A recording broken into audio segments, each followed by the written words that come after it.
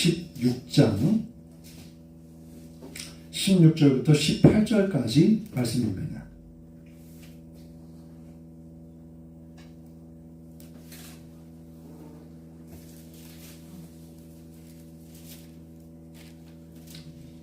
사도행전 16장 16절부터 18절까지 제가 가지고 있는 성경으로는 216쪽에 있습니다.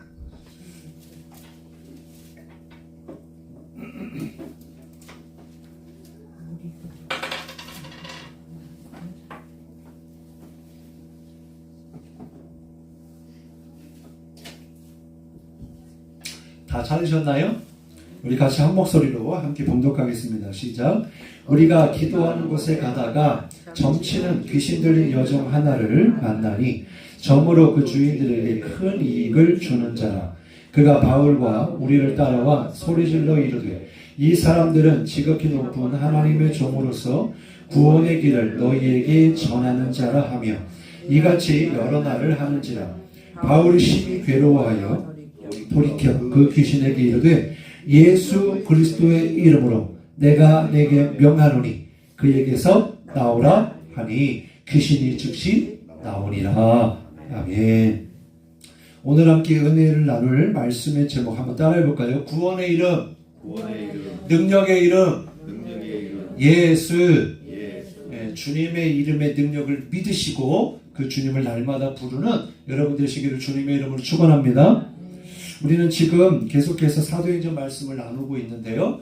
지난 시간에 이 16장의 말씀, 그래서 성령의 그런 아시아에서 바울 일행이 복음을 전하지 못하도록 막으시고 이제 유럽으로 문을 열어주셔서 이제 복음이 유럽을 통해 그래서 전 세계로 퍼지도록 이렇게 역사하셨습니다.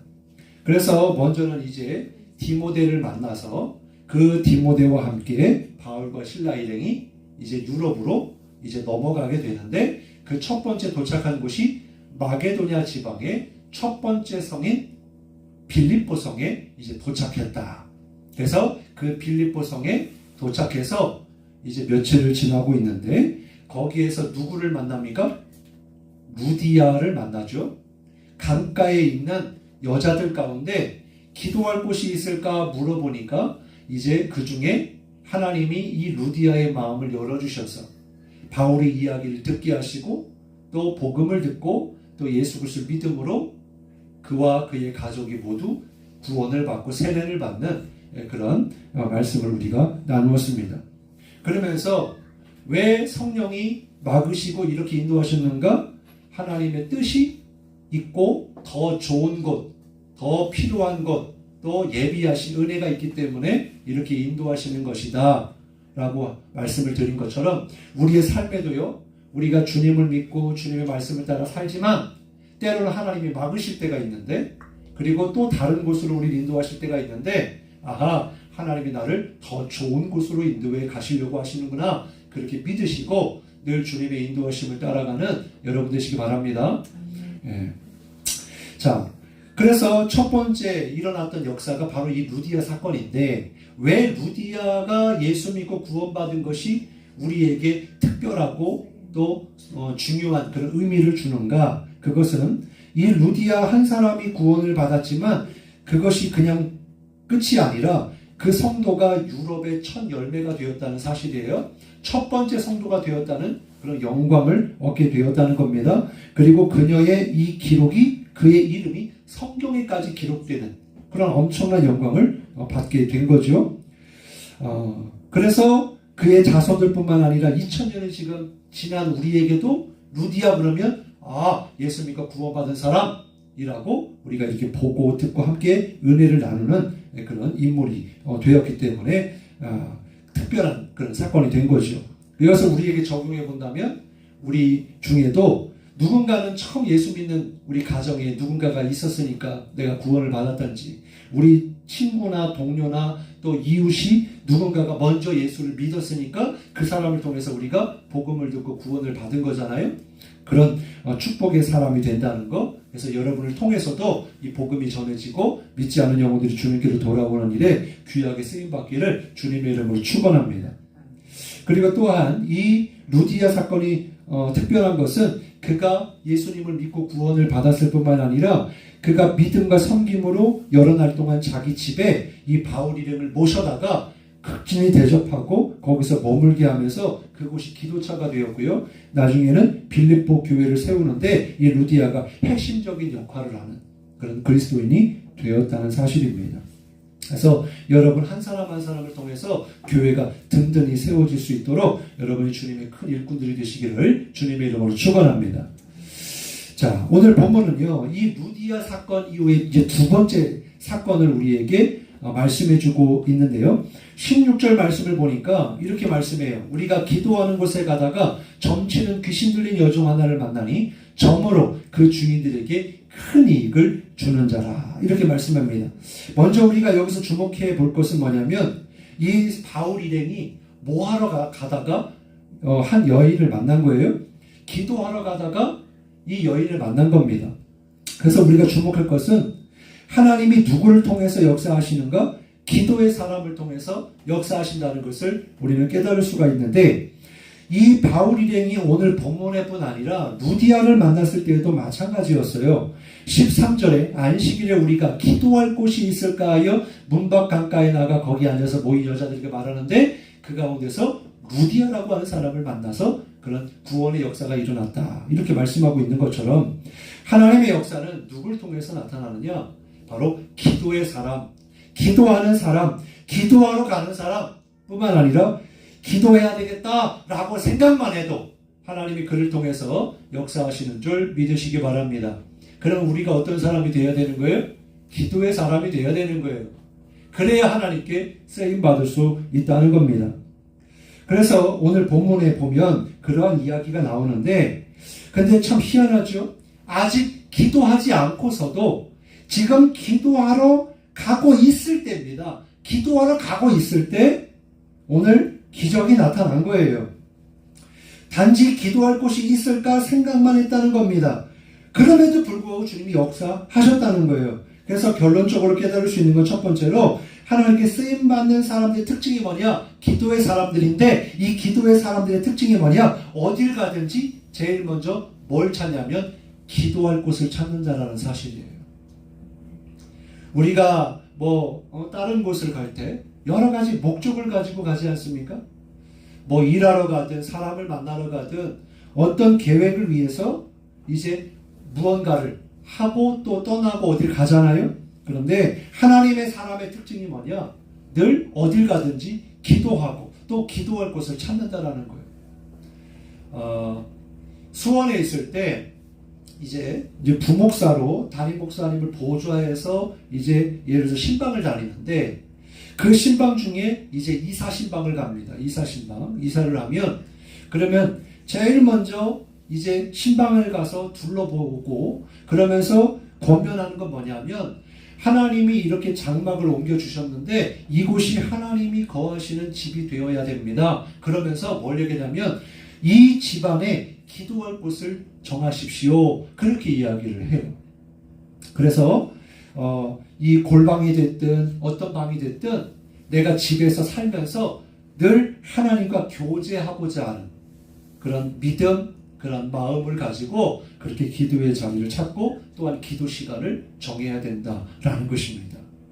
여러분도 그렇게 하실 때에 하나님이 그의 기도 자리에 임하시고 기도에 응답하실 줄 믿으시기 바랍니다.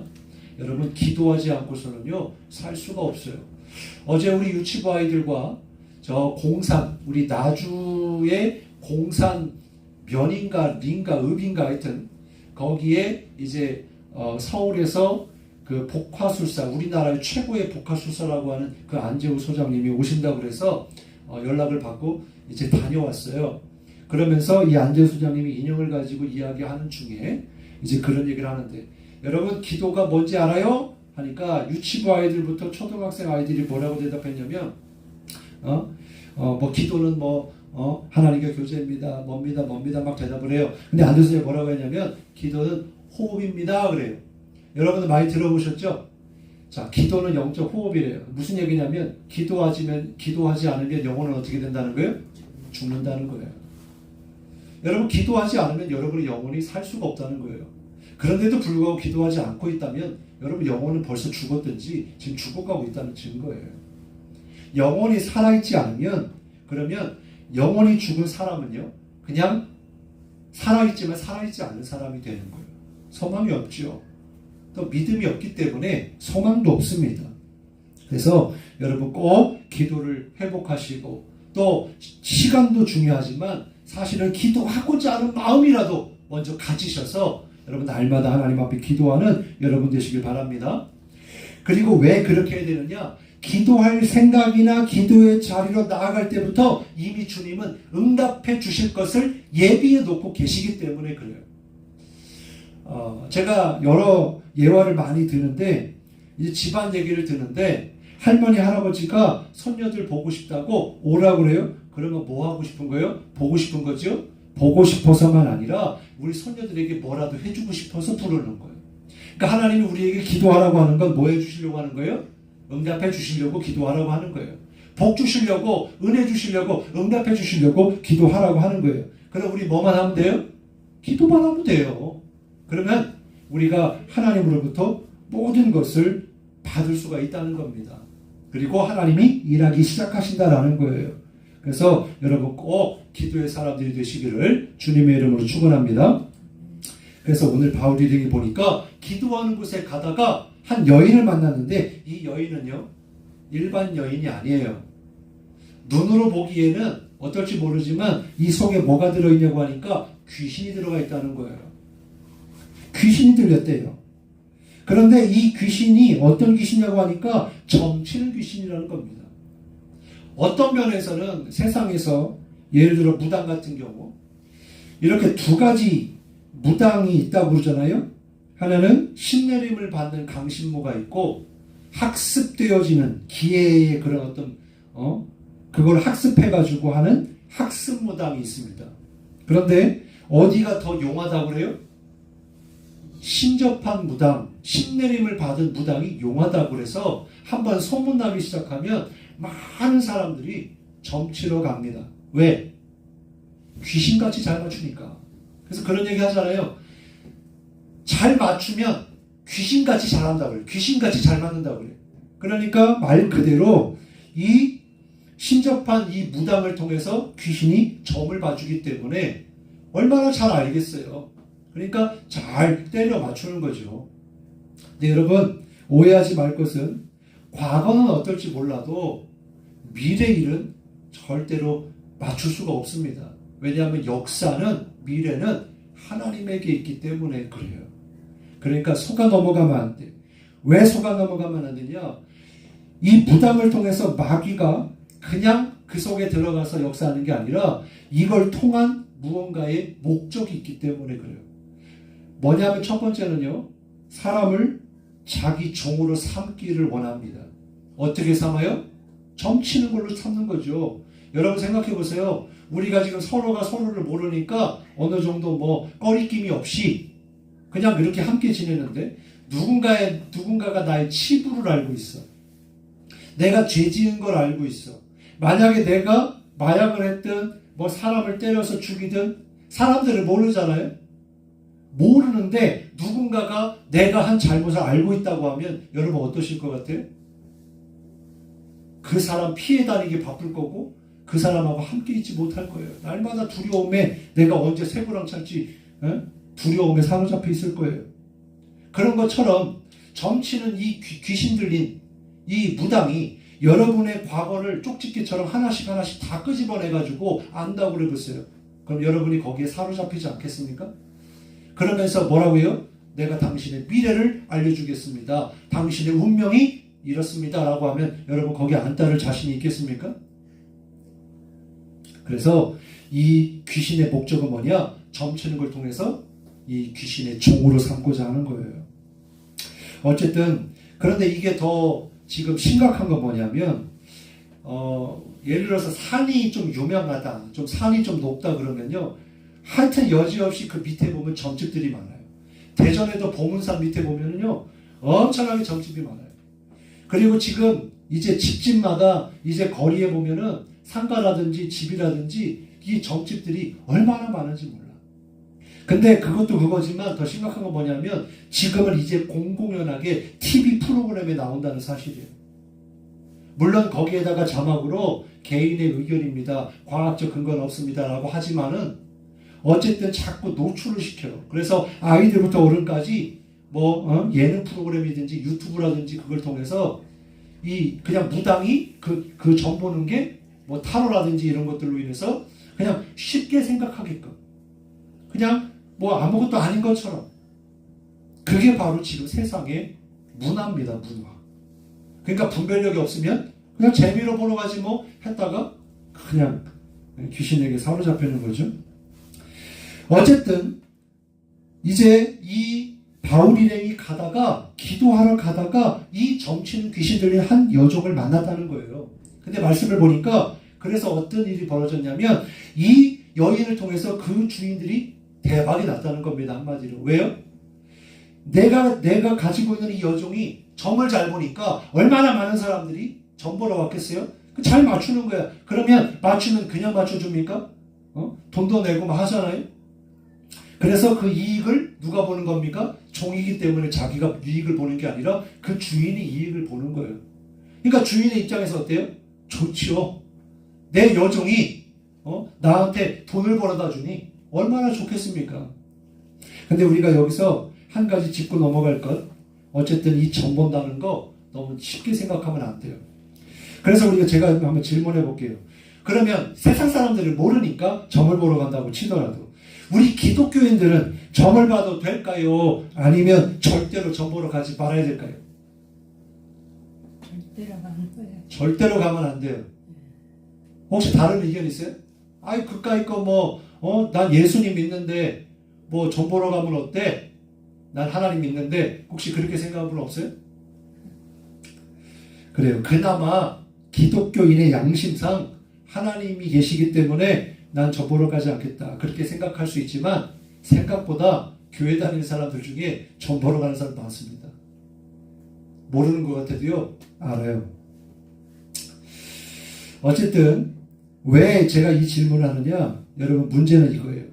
교회를 다니든지 안 다니든지 믿음이 없으면 그 사람이 점 보러 갈 때 아까 말씀드린 것처럼 귀신에 사로잡히기 때문에 그래서 가면 안 된다는 거예요. 여러분 점 보러 가지 마십시오. 그리고 중요한 거 뭡니까? 뭐하러 점 보러 가요? 하나님이 다 알려주시는데 미래가 하나님께 있는데 사람의 생사화복이 하나님께 있는데 뭐하러 돈 내가면서 점집 가가지고 귀신한테 물어보냐고요. 이건 진짜 어리석은 거잖아요. 그죠? 그러니까 기도하면 되는 겁니다. 그러면 귀신이 사람의 마음을 사로잡히면 어떤 일이 일어날까요? 귀신의 종이 됩니다. 또 우리를 어디로 인도하냐면 광야와 같은 곳으로 끌고 가는데 더러워지게 하고 몸을 병들게 하고 마음과 정신도 피폐하게 만듭니다. 그 근거를 볼까요? 누가복음 8장 29절에 보니까 이렇게 말씀합니다. 이는 예수께서 이미 더러운 귀신을 명하사 이 사람에게서 나오라 하였습니다. 귀신이 가끔 이 사람을 붙잡음으로 저가 쇠사슬과 고랑에 매이어 지키웠으되 그 맨 것을 끊고 귀신에게 몰려 광야로 나갔더라. 여러분 성경에 보면요 귀신 이야기가 나올 때 꼭 앞에 붙는 단어가 있어요. 그게 뭐냐면 더러운 이 말이에요. 귀신 들리면요 정상적인 생활을 할 수가 없어요. 귀신 들리면요 이상해져요. 더러워집니다. 또 여기 보니까 뭐라 그래요? 사람이 붙잡혀서 쇠사슬과 고랑에 매이게 된대요. 그리고 그 귀신에게 몰려서 광야로 나가게 된대요. 그러기 때문에 귀신에게 사로잡히면 안 된다는 겁니다. 그들의 궁극적인 목적은 그거예요. 사로잡아서 뭐 하려고? 하나님의 존재를 부정하게 하려고. 하나님 안 믿게 하려고. 하나님 떠나도록. 하나님을 함께 대항하도록 하기 위해서 귀신이 자기의 종으로 삼으려고 하는 거예요. 그래서 점 보면 안 된다는 겁니다. 어쨌든 이와 같이 점치는 귀신들의 한 여종을 기도하러 가는 중간에 바울이 등이 만났다는 겁니다. 자, 17절에 보니까 그러자 귀신이 소리를 지르더래요. 귀신이 소리를 질러. 그리고 이렇게 이야기합니다. 17절에 그가 바울과 우리를 따라와 소리 질러 이르되 이 사람들은 지극히 높은 하나님의 종으로서 구원의 길을 너희에게 전하는 자라. 이것을 소리 지르며 이야기했다는 거예요. 자, 앞에 말씀드린 것처럼 귀신은 어떤 존재예요? 귀신같지 않은 존재예요. 여러분의 과거와 여러분에 대해서 잘 알아요. 하나님만 아시는 게 아니라 귀신도 잘 알아요. 그런데 오늘 말씀에 보면은 귀신이 뭘 선포하고 있는 거예요? 이 바울 일행이 어떤 사람들인지를 선포하는데 첫 번째는요, 먼저 우리가 주목할 것은 하나님이 어떤 분이냐? 이 사람들은 지극히 높은 하나님의 종으로서. 그러니까 귀신은요, 누구를 아냐면 하나님을 압니다. 우리보다 하나님을 더 잘 아는 존재가 귀신이라는 거예요. 귀신이 몰라서 하나님을 안 믿는 게 아니에요. 하나님을 알면서도 하나님을 대적하는 거예요. 그게 바로 귀신입니다. 마귀예요. 자, 보세요. 야고보서 2장 19절에 네가 하나님은 한 분이신 줄 믿느냐? 잘하는도다. 귀신들도 믿고 떠나요. 하나님이 한 분이라는 것을 귀신도 안다는 거예요. 귀신도 믿는다는 거예요. 그렇습니다. 예수님의 사역 중에도 보면 아직 사람들이 예수님의 정체를 알고 있지 못할 때 이미 귀신은 예수님이 하나님의 아들임을 알고 있었습니다. 그래서 그걸 제일 먼저 알아본 것은 다름 아니라 귀신이었다라는 사실이에요. 그래서 예수님이 가시는 곳마다 귀신들이요 먼저 알아보고 소리를 지르는 거예요. 다윗의 자손 예수여, 왜 나를 괴롭힙니까? 나를 떠나소서. 그렇게 하는 거예요. 근데 예수님이 그냥 내버려 둘까요?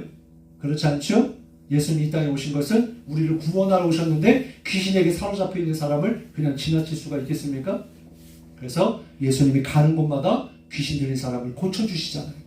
그러면서 더러운 귀신아, 그에게서 나와!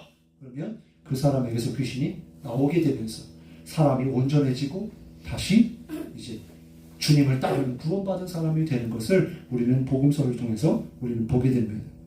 그리고 이제 예수님의 제자들이 이와 같은 사역을 하고 또 오늘 사도 바울 일행이 이 귀신 들린 사람을 만났는데 결론적으로 보면 이 귀신이 떠나가게 돼요.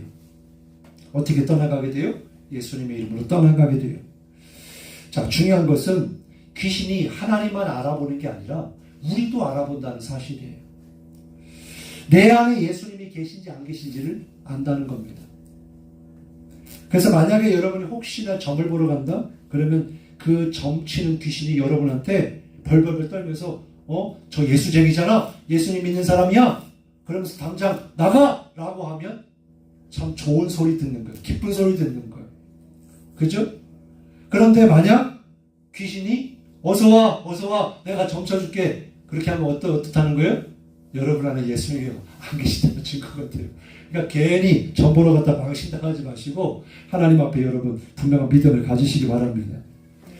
그래서 이 귀신이요 예수 믿는 사람을요 잘 알아본다는 사실이에요.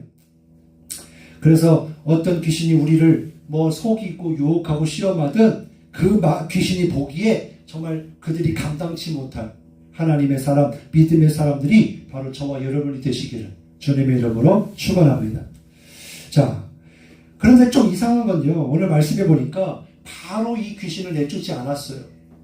말씀해 보니까 여러 날을 하는지라, 다시 말해서 여러 날 동안 귀신이 쫓아다니면서 바울에게 심히 괴롭게 하면서 당신은 예수의 사람이잖아, 예수쟁이잖아 그러면서 계속 졸졸졸 따라다녔다는 거예요. 그럼 희한하잖아요. 저 같으면 그냥 첫 번째로 그냥 예수님의 이름으로 떠나보내면 그럼 괴로워할 일도 없을 텐데. 어쨌든 이유를 잘 모르지만 결론인즉슨 그 귀신에게 이르되 예수 그리스도의 이름으로 내가 내게 명하노니 그에게서 나오라 라고 선포합니다. 그랬더니 어떻게 됐어요? 즉시 귀신이 나오니라. 할렐루야. 자, 어떻게 귀신이 나왔어요? 누구의 이름으로? 예수님의 이름으로 나왔다는 거예요. 그럼 무슨 얘기예요? 예수님의 이름에는 뭐가 있기 때문에?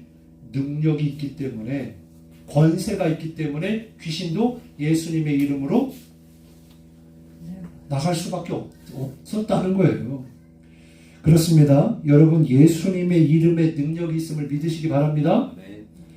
자, 이거를 조금 더 디테일하게 좀 살펴보면은 예수님의 이름은요, 오늘 말씀의 제목처럼 예수님의 이름이 뭐라고 그랬어요? 구원의 이름이라고 그랬어요. 그죠? 자, 마태복음 1장 21절에 예수라는 이름의 뜻이 뭐냐? 바로 그가 자기 백성을 그들의 죄에서 구원할 자라. 이 뜻이 예수라는 이름의 뜻이라는 거예요. 그래서 왜 예수라는 이름을 가지고 이 땅에 오셨을까? 우리를 구원하러 오신 메시아이기 때문에 예수님의 이름이 붙은 거예요. 또 사도행전 4장 12절에 다른 이로서는 구원을 받을 수 없나니 천한 사람 중에 구원을 받을 만한 다른 이름을 우리 주신 없다. 오직 구원의 이름은 누구밖에 없다는 거예요? 예수 그리스도 한 분뿐이라는 것입니다. 그래서 예수님의 이름은 구원의 이름이기 때문에 우리가 아까 찬양 부른 것처럼 그 예수님의 이름을 우리가 부르고 찾고 외치고 믿고 의지하면 우리에게 구원이 임하게 된다는 겁니다. 그래서 예수님의 이름을 믿으시기 바랍니다. 자, 그러면 또 예수님의 이름은 무엇입니까? 따라해 보겠습니다. 능력의 이름. 능력의 이름이라는 거예요. 자, 오늘 말씀에서 나왔습니다만은 마가복음 16장 17절에 이렇게 말씀해요. 믿는 자들에게는 이런 표적이 따르리니 곧 그들이 내 이름으로. 누구의 이름으로? 내 이름이 누구의 이름이에요? 예수님의 이름이에요. 예수님의 이름으로 믿는 자가 예수님의 이름으로 귀신을 쫓아낸다. 그러니까 믿음이 있고 예수님의 이름으로 선포하면 귀신이 떠나가는 역사가 일어나게 된다는 겁니다. 우리 이양자 권사님 가끔 가다가 이렇게 꿈 이야기도 하시고 또 이렇게 밤중에 길을 가다가 막 귀신이 막 보이는 것 같고 막 귀신이 막 뭐라고 하는 것 같고 하셨는데 그때마다 우리 권사님은 어떻게 승리하시는 거예요? 예수님의 이름으로 외치니까 귀신이 떠나가더라는 거죠. 여러분 정말 그 예수님의 이름에 능력이 있어서 얼마든지 귀신을 쫓아낼 수 있는 그런 능력의 이름 그 예수님을 믿으시기 바랍니다. 자, 그리고 또 어떤 능력이 있을까요? 사도행전 3장 6절에서 8절에 보면은 우리가 이제 말씀을 나누었습니다만 베드로와 요한이 기도하러 제9시에 성전으로 나아갈 때 성전 미문에 안진뱅이가 있었어요. 이 안진뱅이가 먹고 살아야 되니까 그 성전에 들어오는 사람들에게 돈을 달라, 빵을 달라 그랬단 말이에요. 근데 베드로와 요한이 그를 주목해 보니까 그에게 진짜 필요한 게 뭘까? 바로 예수님이 필요하구나. 그래가지고 뭐라고 이야기합니까? 내게 은과 금은 없거니와 내게 있는 이것을 내게 주노니 나사렛 예수 그리스도 이름으로 일어나 걸으라. 그렇게 했더니 어떻게 됐대요? 그 사람이 8절에 뛰어 서서 걸으며 그들과 함께 성전으로 들어가서 거기서 하나님을 찬송했다는 겁니다. 예수님의 이름의 능력으로. 할렐루야. 그러니까 예수님의 이름의 능력이 이렇게 안진뱅이도 이렇게 세우시고 죽은 자도 살리시고 병든 자를 고치시는 그 주님의 능력을 믿으시기 바랍니다. 자, 또 뭐가 있을까요? 요한복음 14장 13절 14절 말씀을 같이 한번 읽어보겠습니다. 시작. 너희가 내 이름으로 무엇을 구하든지 내가 행하리니 이는 아버지로 하여금 아들로 말미암아 영광을 받으시게 하려 함이라. 내 이름으로 무엇이든지 내게 구하면 내가 행하리라. 아멘. 자, 누구의 이름으로 구하면 내가 행한대요? 예수님의 이름으로 기도하면 내가 응답하리라. 행하리라. 여러분 믿으시기 바랍니다. 예수님의 이름의 능력은 응답받는 능력이라는 거예요. 보증수표와 같은 거예요. 그렇지 않습니까? 예수님의 이름으로 기도하면 예수님이 결제해 주시는 거예요. 내 이름이 들어가 있으니까 예수님이 결제자예요. 결제자. 여러분 회사에서 회사원들이 위에다가 어떤 계획서를 올리고 뭔가 뭐 재정도 타려고 올리고 막 그러잖아요. 근데 위에서 사인해 주면 그것이 통과가 되는데 사인 안 해주면 어떻게 해요? 통과가 안 되는 거예요. 아무리 유능하고 실력 있어도 위에서 사인 안 해주면 아무것도 안 되는 거예요. 그런데 예수님이 우리가 기도할 때마다 예수님의 이름으로 기도하면 주님이 어떻게 하시겠다는 거예요? 결제하시겠다는 거예요. 사인하겠다는 거예요. 여러분 이게 얼마나 축복인지 아셔야 됩니다. 세상이 호락호락하지 않아요. 내가 원한다고 다 사인 안 해줍니다. 은행 가서 나 좀 대출 좀 해주시오. 나 신용 높은 사람이니까 대출 좀 해주시오. 안 해줍니다. 제가 이제 목사니까, 예? 뭐 이제 수입도 그렇고 세금도 낼 돈이 없으니까 이제 신용도도 그렇고 그래서 대출을 안 해줘요. 저한테 나라에서. 그런 것처럼 아무나 대출 안 해줘. 돈 있는 사람만 대출해줘. 신용도가 있는 사람만 대출해줘. 그러니까 가난한 사람은 더 가난하고 힘든 거 아니겠습니까? 근데 하나님이 어떻게 해요? 하나님 돈 주세요. 물질이 필요하라고 기도할지라도 하나님이 사인해 주시면 돈 주시는 거예요. 그러니까 얼마나 축복이고 능력입니까? 근데 중요한 건 뭡니까? 이 예수님의 이름의 권세를 누구에게만 허락하셨는가라는 것입니다. 누구에게만 허락하셨어요? 하나님의 자녀들에게만 허락하신 줄 믿으시기 바랍니다. 아무나 그 예수님의 이름의 권세를 주신 게 아니에요. 예수님을 믿고 구원받은 하나님의 자녀들에게 자기의 이름의 권세를 주신 거예요. 그래서 여러분 인생을 살면서 힘들고 어렵고 고난 가운데 있을지라도 또 마귀가 여러분을 괴롭히고 막 유혹하고 시험할지라도 예수님의 이름, 그 이름을 믿으시고 선포하시고 누리셔서 날마다 영적 전쟁 가운데도 승리하시고 하나님께 응답받아서 하나님의 풍성한 은혜와 복을 누리는 하나님의 자녀들 백성들 되시기를 주님의 이름으로 축원합니다. 기도하겠습니다.